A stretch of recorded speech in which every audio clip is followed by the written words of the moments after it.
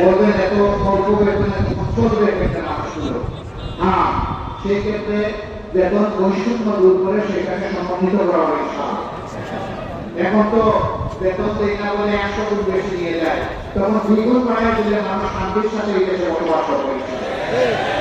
সবাইকে তার কাজের ব্যাপারে মূল্যায়িত করা হবে। ইনশাআল্লাহ আমরা এমন একটি দেশ চাই, এই দেশ সারা দেশের নাগরিক বাংলাদেশ।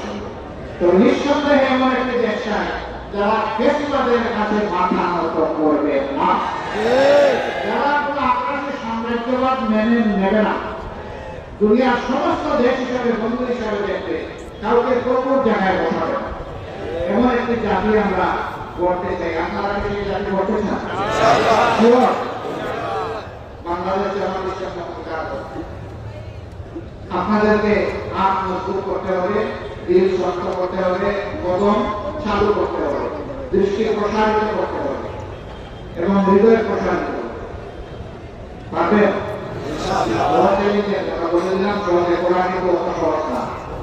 তবে ইনশাআল্লাহ আমাদেরকে পারতেই হবে। এই সংগঠনটি বাদ দেওয়ার কারণে এই দেশের মানুষ স্বপ্ন দেখবে, একটু বলেন তো, কারে নিয়ে স্বপ্ন দেখবে? একটা দুর্নীতি মুক্ত দেশ হবে। কারে নিয়ে স্বপ্ন দেখবে? একটা চাঁদাবাদ মুক্ত দেশ হবে। কারে নিয়ে স্বপ্ন দেখবে? একটা দুঃশাসন মুক্ত দেশ হবে। আপনাদের দিকে মানুষে আছে, বন্ধুগণ এগিয়ে আসতে হবে। আমরা এই কাজের জন্য তৈরি আছেন? আরো কোরবানির জন্য তৈরি হন, আরো কোরবানির জন্য তৈরি হন।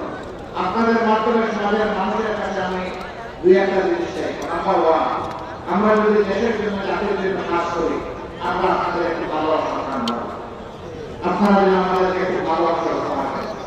নাম্বার টু, ভালোবাসার সাথে আপনাদের জন্য একটু সমর্থন এবং সহযোগিতা পাবেন। নাম্বার থ্রি, সমর্থন সহযোগিতার পাশাপাশি জাতীয় চ্যালেঞ্জ মোকাবিলায় আপনাদেরকে যেন আমরা আমাদের পাশে পাবো। নাম্বার ফোর, এই জাতিকে বদলে দেওয়ার জন্য আপনাদের অন্তরে যেন আমাদের জন্য একটা জায়গা পায়। এই চারটা জিনিস যদি দেশবাসী আমাদেরকে উপহার দেন, আমরা দেশবাসীর কাছে চিরকৃতজ্ঞ থাকব। ক্ষমতায় যাওয়া আমাদের উদ্দেশ্য নয়, দেশে একটা সুশাসন কায়েম করা আমাদের উদ্দেশ্য। সম্মানিত ভাইরা, বলছিলাম যে অনেক মানুষ শহীদ হয়েছে। যশোরের একজন সন্তান এই আন্দোলনের সময় এই মাটিতেই শহীদ হয়েছে। আমরা তাদের সকলের প্রতি কৃতজ্ঞতা, আমরা শ্রদ্ধাভরে তাদের অন্তরে ধারণ করব। বিগত 15.5 বছরে যারাই ফেসিবাদের বিরুদ্ধে লড়াই করতে গিয়ে শহীদ হয়েছে, আমি আমার ভাই বোনদেরকে অনুরোধ করব, শহীদ পরিবারগুলোকে আপনারা আপনাদের নিজের বুকে শ্রদ্ধার সাথে ধারণ করবেন, তাদের সাথে এবং পাশে থাকবেন ইনশাআল্লাহ। উলামায়ে কেরাম জাতিকে বিপদের সময় কাউকে না, বিগত সরকার সেই উলামায়ে কেরামদেরকে সহ্য করতে পারে, দফায় দফায় তাদেরকে কষ্ট দিয়েছে, কেরামতের সাথে কি আচরণ করেছে, হাজার হাজার তাদেরকে বন্দী করে, হাতে হ্যান্ডকাপ, পায়ে বেড়ে এক জেল থেকে আরেক জেলে টানাটানি এবং লাঞ্ছনাকর অপমানজনক আচরণ তাদের সাথে সহ্য করার কথা।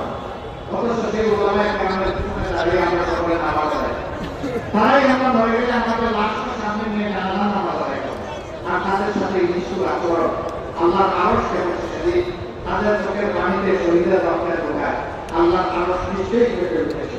এই সব কিছু 10 বছর বর্তমান বাংলাদেশ, এটি একটি অপূর্ব সুযোগ।